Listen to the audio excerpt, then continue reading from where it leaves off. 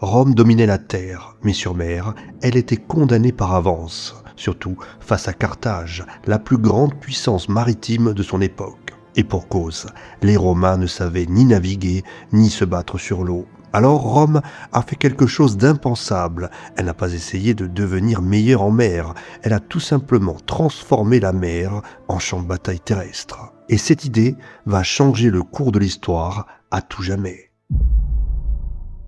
La faiblesse de Rome. À ses débuts, Rome n'a rien d'une puissance maritime. C'est une société profondément enracinée dans la terre, composée de paysans et de soldats habitués aux champs, aux routes et aux camps militaires. Leur monde est stable, solide et prévisible. Tout ce qu'ils maîtrisent repose sur le sol. La mer, en revanche, leur est totalement étrangère. Elle est instable, imprévisible et difficile à comprendre pour eux. Là où d'autres civilisations voient des routes commerciales et des opportunités, les Romains voient surtout un danger. Leur culture, leur économie et leur manière de faire la guerre sont entièrement tournées vers la terre ferme. C'est d'ailleurs sur cette même terre qu'ils excellent. Une légion romaine avance avec méthode, construit un camp en quelques heures, impose sa discipline et écrase ses ennemis dans un combat organisé. Chaque geste est maîtrisé, chaque formation est efficace et chaque soldat sait exactement ce qu'il doit faire. Mais sur un navire, tout cela disparaît. Il n'y a plus de terrain contrôlé, plus de formation stable et encore moins de repères. Le combat devient mouvant, chaotique, dépendant du vent, des vagues et de manœuvres que les Romains ne comprennent pas. Ce qui fait leur force sur terre devient inutile sur l'eau. Pendant ce temps, d'autres dominent cet espace depuis des siècles. Carthage, en particulier, possède une maîtrise totale de la mer. Ses navires sont rapides, manœuvrables et conçus pour le combat. Ces équipages sont expérimentés, ils sont habitués à naviguer et à se battre dans cet environnement. Pour eux, la mer n'est pas un obstacle, c'est un avantage. Le combat naval repose sur la vitesse, la précision et la manœuvre. Les navires carthaginois frappent avec leurs éperons, brisent les coques ennemies et disparaissent avant même que l'adversaire ne puisse réagir. Face à cela, Rome est complètement dépassée. Elle possède bien quelques navires, mais ils sont peu nombreux, mal conçus et surtout incapables de rivaliser avec leurs adversaires. Les équipages manquent en effet d'expérience, les manœuvres sont approximatives et le combat en mer reste un domaine qu'ils ne maîtrisent pas. Dans ces conditions, affronter Carthage sur l'eau revient presque à se condamner. Et pourtant, Rome n'a pas le choix, car cette faiblesse n'est pas seulement technique, elle est stratégique. Tant que Carthage contrôle la mer, elle peut ravitailler ses armées, déplacer ses forces et attaquer les côtes italiennes sans véritable opposition. Rome, elle, reste enfermée sur la terre qu'elle domine. La mer devient alors une frontière invisible, un obstacle qu'elle ne peut pas franchir. Et les Romains comprennent rapidement une chose essentielle. S'ils ne trouvent pas un moyen de briser cette domination, ils ne pourront jamais gagner complètement. La guerre qui change tout. Tout commence en Sicile. Cette île, située entre l'Italie et l'Afrique du Nord, devient le point de confrontation entre Rome et Carthage. Elle est riche, stratégique et surtout essentielle pour contrôler les routes maritimes de la Méditerranée. Au début, la guerre se déroule sur terre, et comme on l'a dit dans ce domaine, les Romains dominent. Leurs légions avancent, prennent des villes, repoussent les garnisons ennemies. Leur manière de faire la guerre fonctionne exactement comme prévu. Mais très vite, ils se heurtent à une limite qu'ils ne peuvent pas franchir. Carthage contrôle la mer. Grâce à cela, et surtout grâce à sa flotte, elle peut ravitailler ses positions en permanence. Les villes assiégées continuent de recevoir des renforts, de la nourriture et des armes. Les sièges s'éternisent, deviennent coûteux et perdent en efficacité. Dans le même temps, les navires carthaginois longent les côtes italiennes, attaquent des ports, détruisent des infrastructures et perturbent l'économie. Rome ne peut pas réagir efficacement, elle ne peut ni intercepter ces attaques et encore moins sécuriser ses propres routes. Peu à peu, la situation devient évidente. Les Romains peuvent gagner des batailles sur terre, mais tant que Carthage domine la mer, ils ne peuvent pas remporter la guerre. Cette réalité impose une décision difficile, soit accepter cette limite et abandonner la Sicile, soit construire une flotte capable de rivaliser avec la plus grande puissance maritime de l'époque. Le Sénat choisit la deuxième option. Ce choix est radical, presque irréaliste. Rome ne possède ni tradition navale, ni savoir-faire technique, et encore moins d'équipage expérimenté. Elle doit tout apprendre en même temps et surtout en pleine guerre. Mais les Romains ne cherchent pas à devenir de bons marins, ils cherchent une solution, et cette solution ne passera pas par la mer. Le déclic romain. Quand Rome décide de construire une flotte, elle se heurte immédiatement à une réalité simple. Elle ne sait tout simplement pas comment s'y prendre. Construire un navire de guerre n'a rien à voir avec ériger un camp ou tracer une route. Il faut comprendre l'équilibre, la vitesse, la résistance de la coque, mais également la coordination des rameurs, tout un ensemble de savoirs que les Carthaginois maîtrisent depuis des générations. Les Romains, eux, partent de zéro. Sans modèle, ils devraient avancer à tâtons, tester, échouer, recommencer. Cela prendrait des années et la guerre, elle, est déjà en cours. C'est alors qu'un événement imprévu vient bouleverser la situation. Au large des côtes italiennes, un navire carthaginois, pris dans une tempête, dérive et finit par s'échouer. Ils comprennent immédiatement ce que cela représente. Ce n'est pas seulement une prise de guerre, c'est un modèle complet, un exemple concret de ce qu'ils cherchent justement à construire. Le navire est donc récupéré presque intact. Et à partir de ce moment, tout change. Les ingénieurs et les artisans sont mobilisés. On démonte le navire pièce par pièce, on mesure, on observe et on analyse. Les Romains ne se contentent pas de copier grossièrement, ils cherchent à comprendre comment et pourquoi chaque élément fonctionne. La forme de la coque, l'agencement des rames, la structure interne, tout est étudié avec précision. Ce travail leur permet de saisir rapidement les principes essentiels et surtout, il leur évite de perdre des années. Au lieu d'inventer un modèle, ils en adaptent un qui fonctionne déjà. Mais fidèles à leur manière de faire, ils ne reproduisent pas exactement le navire carthaginois. Au contraire, ils le modifient, ils l'ajustent à leur propre capacité de production et à leur manière de faire la guerre. Leur objectif n'est pas de rivaliser avec Carthage en finesse ou en manœuvre. Leur objectif est de créer une flotte utilisable rapidement, solide et adaptée à leur logique militaire. À partir de là, la question n'est plus comment construire un navire, la question devient plutôt combien peut-on en construire et à quelle vitesse. Et construire, ça, les Romains savent faire. Construire une flotte.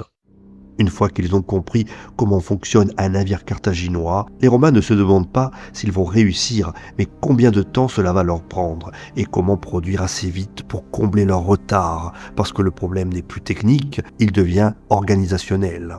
En effet, ils doivent construire non pas quelques bateaux, mais une flotte entière, capable d'affronter une puissance qui domine la mer depuis des siècles. Et pour cela, ils mobilisent tout ce qu'ils possèdent, sans exception. Le bois devient la première priorité. Des équipes sont envoyées à travers toute l'Italie pour sélectionner et abattre les arbres adaptés, puis les transporter vers les côtes en utilisant les routes et les rivières dans une logistique qui rappelle déjà ce que Rome fait sur terre avec ses armées, mais appliquée cette fois à une production massive.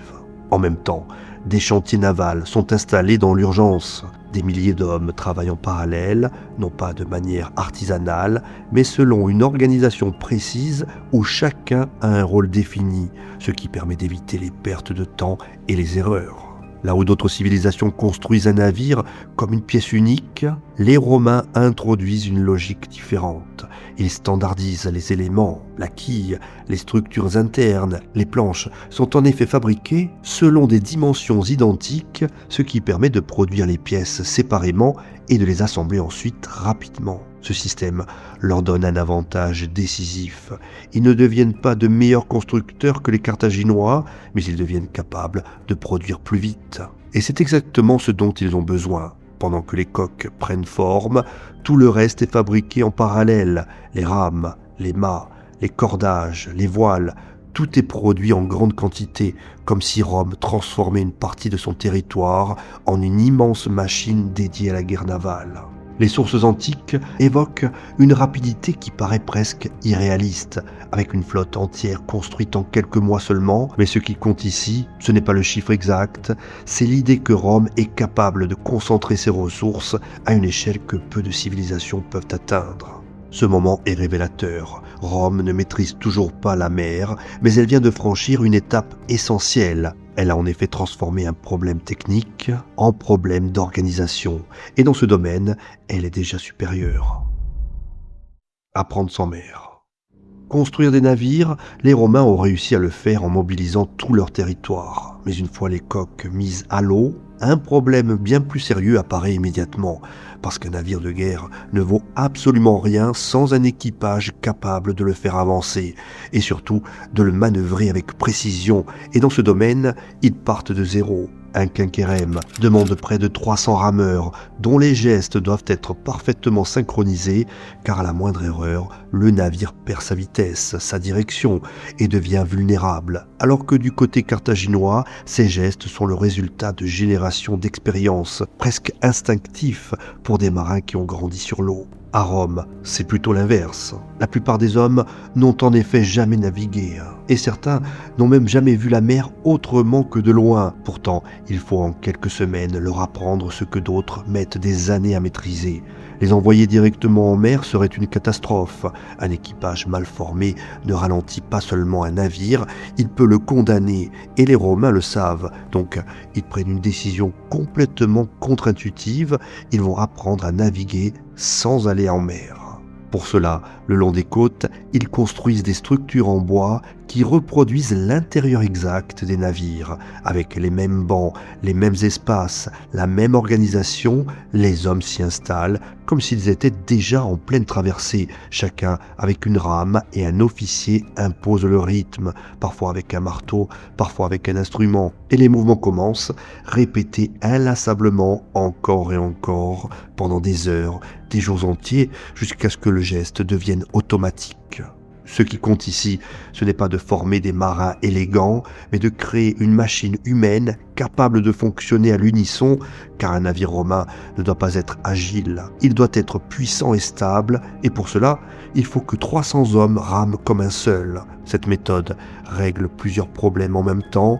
Elle permet en effet d'entraîner des milliers de recrues sans risquer de perdre des navires. Elle accélère l'apprentissage pendant que la flotte est encore en construction, et surtout, elle transforme des paysans en équipages disciplinés capables d'obéir instantanément aux ordres. Quand les navires sont enfin prêts à prendre la mer, les hommes ne découvrent pas totalement leur rôle. Ils ont déjà intégré le rythme, les réflexes et la coordination. Il ne leur manque plus que l'expérience réelle, et dans la stratégie romaine, cela suffit parce que leur objectif n'est pas de devenir de grands marins, mais de transformer le combat naval en quelque chose qu'ils maîtrisent déjà. L'arme qui a tout changé.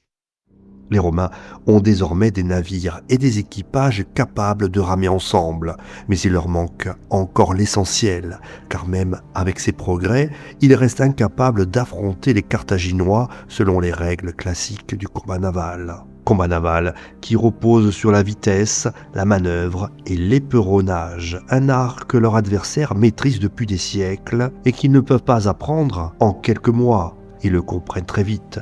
Essayer de devenir de meilleurs marins que les Carthaginois serait une erreur. Ils n'ont ni le temps ni l'expérience pour rivaliser. Alors, au lieu de chercher à combler ce retard, ils vont prendre une direction totalement différente et transformer le problème. Leur idée est simple en apparence, mais révolutionnaire dans ses conséquences. Si la mer est un environnement qu'ils ne maîtrisent pas, alors ils vont faire en sorte que le combat ne se joue plus vraiment sur la mer, mais qu'il redevienne une forme de combat terrestre, là où justement ils sont imbattables.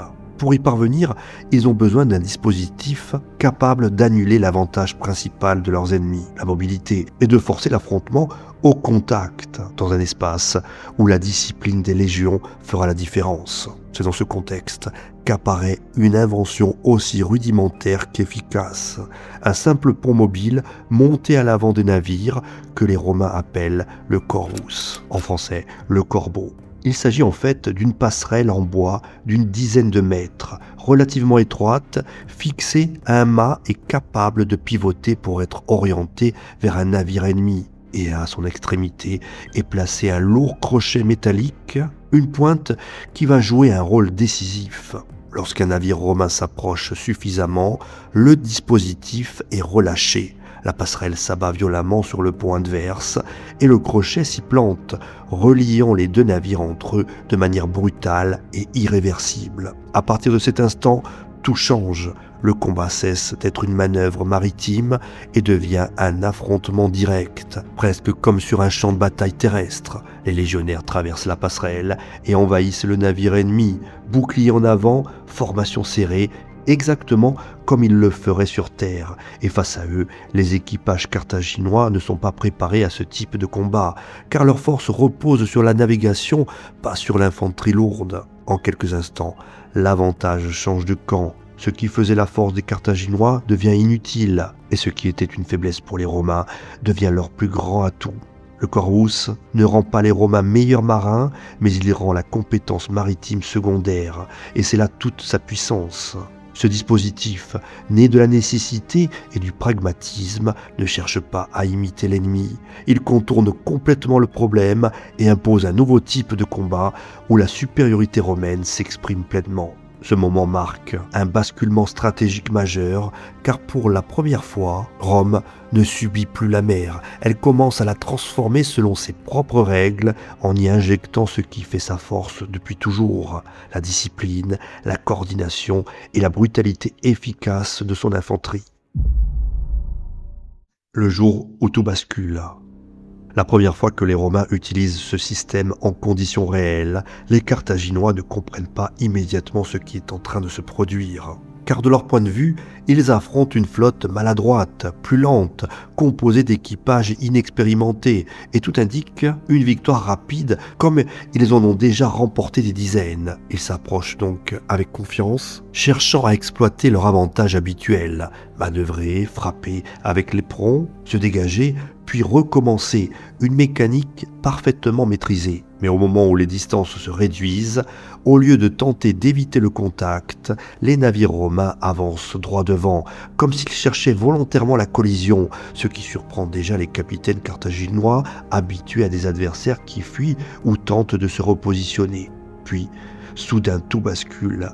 Au moment précis où les navires arrivent à portée, les passerelles s'abattent violemment sur les ponts ennemis. Le choc est brutal, le bois craque, le métal s'enfonce et les deux navires se retrouvent littéralement cloués l'un à l'autre, empêchant toute manœuvre. En une fraction de seconde, l'avantage principal des Carthaginois disparaît. Ils ne peuvent plus tourner ni accélérer et encore moins se dégager. Ce qui devait être un combat naval devient un affrontement direct, confus et immédiat. Les légionnaires traversent alors la passerelle en formation, bouclier levé et tout change définitivement. En effet, sur un pont étroit, instable, les techniques raffinées de navigation ne servent plus à grand-chose. La vitesse n'a plus d'importance, seule compte la capacité à tenir le choc, à avancer, à frapper, et dans ce type de combat, les Romains dominent sans discussion.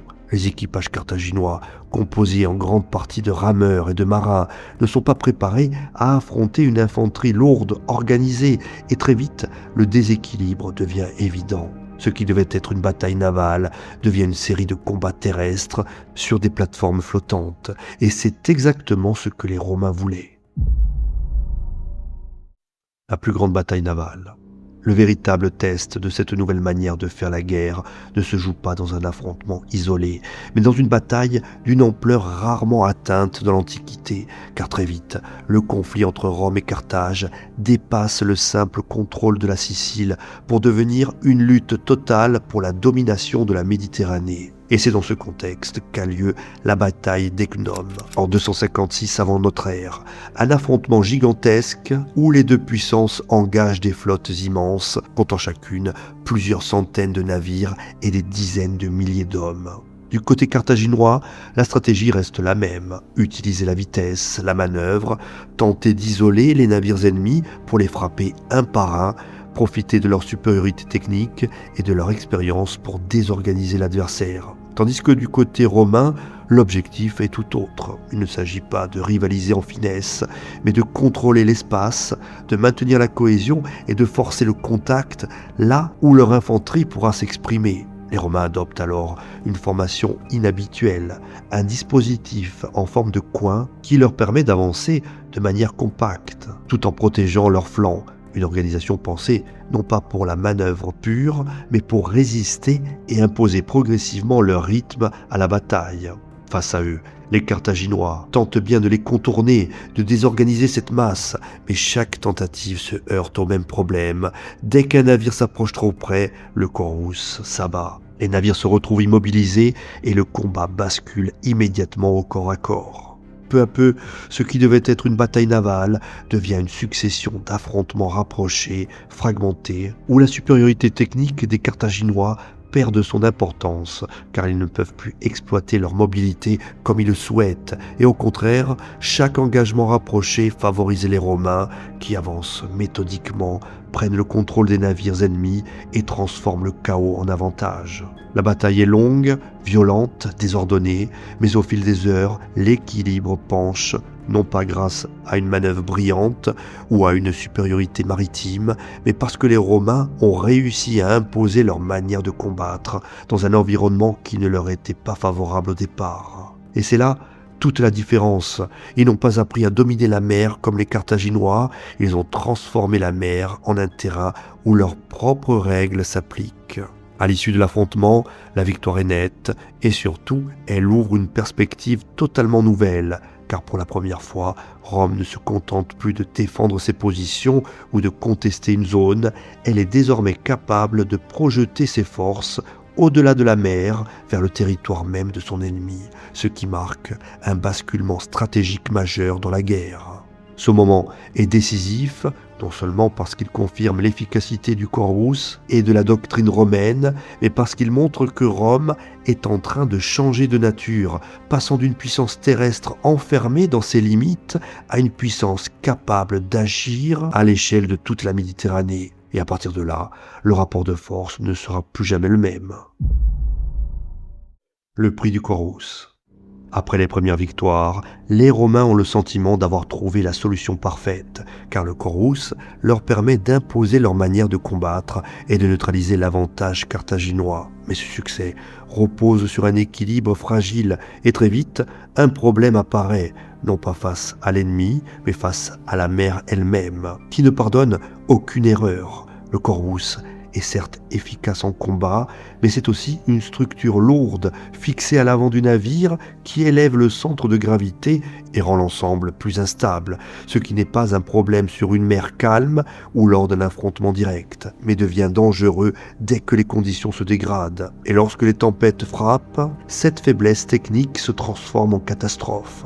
Les sources antiques décrivent plusieurs naufrages massifs, non pas causés par des batailles, mais par des tempêtes, où des dizaines, parfois des centaines de navires romains sombrent, incapables de résister aux vagues, car leur équilibre est compromis, et les équipages, encore peu expérimentés en navigation, ne savent pas toujours comment réagir face à ces conditions extrêmes. Ce qui est frappant, c'est que ces pertes ne sont pas marginales, elles touchent des flottes entières construites avec un effort colossal et en quelques heures tout disparaît. Rome comprend alors quelque chose d'essentiel. Le Corvus, qui avait permis de compenser un manque d'expérience, devient désormais un facteur de risque, non pas face à l'ennemi, mais face à l'environnement lui-même. Ce moment marque un tournant discret mais fondamental, car les Romains réalisent que leur solution n'est pas durable, qu'ils ne pourront pas éternellement transformer chaque combat en affrontement terrestre, et qu'à un moment ou à un autre, ils devront apprendre à naviguer réellement, à comprendre la mer, et non plus simplement à la contourner. Le Corvus n'est donc pas un échec. Au contraire, il a permis à Rome de franchir une étape décisive, mais il ne peut pas être la base d'une domination durable. Et c'est précisément cette prise de conscience qui va ouvrir la voie à une transformation plus profonde. Rome apprend la mer. Les catastrophes successives obligent les Romains à revoir leur manière de faire, non pas dans l'urgence d'une bataille, mais dans une réflexion plus profonde sur leur rapport à la mer. Compenser leurs faiblesses ne suffit plus, il faut les corriger. Le Corvus leur a permis de survivre et de gagner du temps, mais il ne peut pas être la base d'une domination durable, et progressivement, ils commencent à s'en détacher. Ce changement ne se fait pas du jour au lendemain, mais il s'impose naturellement au fur et à mesure que les équipages gagnent en expérience et que les ingénieurs améliorent les navires. Les Romains deviennent plus attentifs à l'équilibre, à la solidité, à la manœuvrabilité, et leurs bâtiments évoluent, moins dépendants de dispositifs lourds, plus adaptés aux conditions réelles de navigation. Dans le même temps, les équipages changent eux aussi. Ceux qui au départ n'étaient que des rameurs disciplinés deviennent progressivement de véritables marins, capables de comprendre les vents, les courants, les manœuvres et surtout de réagir face à l'imprévisible, ce qui était précisément leur point faible au début du conflit. Cette montée en compétences transforme la flotte en profondeur. Rome ne cherche plus seulement à imposer le contact, elle devient capable d'alterner entre combats à distance, harcèlement et affrontement direct, et surtout de s'adapter, ce qui lui permet d'intégrer progressivement certaines pratiques déjà maîtrisées par ses adversaires, sans pour autant abandonner ce qui fait sa force. Les navires eux-mêmes évoluent, deviennent plus grands, plus solides, parfois équipés de structures permettant aux archers et aux lanceurs de projectiles d'intervenir avant le contact, ce qui ajoute une nouvelle dimension au combat et montre que la guerre navale romaine ne se limite plus à une seule approche, mais devient un ensemble de possibilités tactiques. Ce moment est essentiel parce qu'il marque le passage d'une solution improvisée à une véritable maîtrise. Rome ne subit plus la mer, elle apprend à la comprendre, à l'utiliser et à en faire un espace dans lequel elle peut évoluer avec efficacité. Ce n'est plus une puissance terrestre qui s'aventure sur l'eau, c'est une puissance qui devient capable de dominer les deux. Mare Nostrum. À mesure que Rome progresse, la mer cesse d'être une frontière pour devenir un espace maîtrisé, un axe de circulation et de domination. Et cette transformation ne se limite pas à la guerre, elle redéfinit entièrement l'équilibre du monde méditerranéen.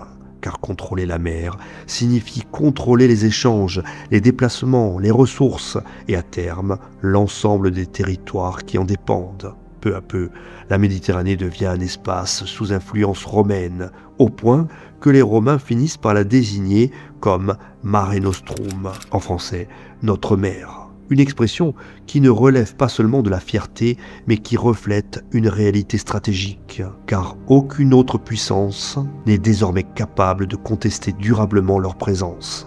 Cette domination repose sur une flotte devenue polyvalente, capable non seulement de livrer bataille, mais aussi d'assurer la sécurité des routes commerciales, de transporter des armées d'un point à un autre de l'Empire et de maintenir une forme d'ordre sur un espace immense, reliant entre elles des provinces éloignées. Car la mer est désormais le cœur du système romain. C'est par là que circulent les marchandises, les matériaux et surtout le blé, essentiel à l'approvisionnement de Rome. Et sans cette maîtrise maritime, l'équilibre même de l'Empire serait menacé. Mais cette domination n'est pas immédiatement totale ni incontestée. Avec le temps, un nouveau problème apparaît, moins visible, mais tout aussi dangereux, la piraterie. Dans certaines régions, notamment en Cilicie, dans le sud de la Turquie actuelle, des groupes organisés exploitent les failles du système, attaquent les navires marchands, capturent des populations et perturbent les échanges au point de menacer directement les routes vitales de l'approvisionnement romain. Face à cette situation, Rome comprend qu'elle ne peut plus se contenter de réactions ponctuelles et qu'il faut une action massive, coordonnée et surtout capable de nettoyer l'ensemble de la Méditerranée. C'est dans ce contexte qu'un commandement exceptionnel est confié à un homme, Pompée. Doté de moyens considérables, il met en place une stratégie méthodique, divisant la mer en plusieurs zones, chacune confiée à un commandant chargé de la sécuriser, ce qui permet d'agir simultanément sur l'ensemble du territoire, d'empêcher toute fuite et de réduire progressivement les espaces contrôlés par les pirates. L'opération est rapide, organisée, efficace, et en quelques mois, les principales bases sont neutralisées, les flottes dispersées et les routes sécurisées. Ce succès marque l'aboutissement d'un processus engagé des décennies plus tôt. Rome ne se contente plus de gagner des batailles, elle impose un ordre. Ce parcours, qui part d'une erreur initiale de la mère pour aboutir à une domination presque totale, montre une constante dans l'histoire romaine. Cette constante, c'est la capacité de Rome à s'adapter, à apprendre et à transformer une faiblesse en avantage, non pas en copiant, mais en réinventant les règles à partir de ses propres forces. La mer, qui était au départ un obstacle, devient alors le fondement même de sa puissance, car contrôler la Méditerranée revient tout simplement à contrôler le monde connu. Voilà, avant de se quitter, une dernière anecdote. À la fin de la République, un jeune aristocrate romain est capturé en mer, justement par des pirates ciliciens. Ces derniers demandent une rançon pour sa libération, une somme importante, mais lorsque le jeune homme apprend le montant, il se met à rire et leur dit qu'ils ne savent même pas qui les ont capturés et qu'il vaut beaucoup plus que cela. C'est ainsi qu'il leur ordonne presque d'augmenter eux-mêmes la rançon. Pendant plusieurs semaines, ils restent leurs prisonniers, mais ils se comportent comme s'il était leur supérieur. Il leur donne des ordres, critique leur façon de faire et surtout leur promet qu'une fois libéré, il reviendra les crucifier. Une fois libéré, le jeune homme ne rentre pas directement chez lui. Il rassemble une petite flotte pour retourner en mer et capturer ses anciens ravisseurs. Mais ce n'est pas terminé, car pour finir, il fait exactement ce qu'il avait annoncé et les fait tous exécuter. Ce jeune homme, c'est tout simplement Jules César.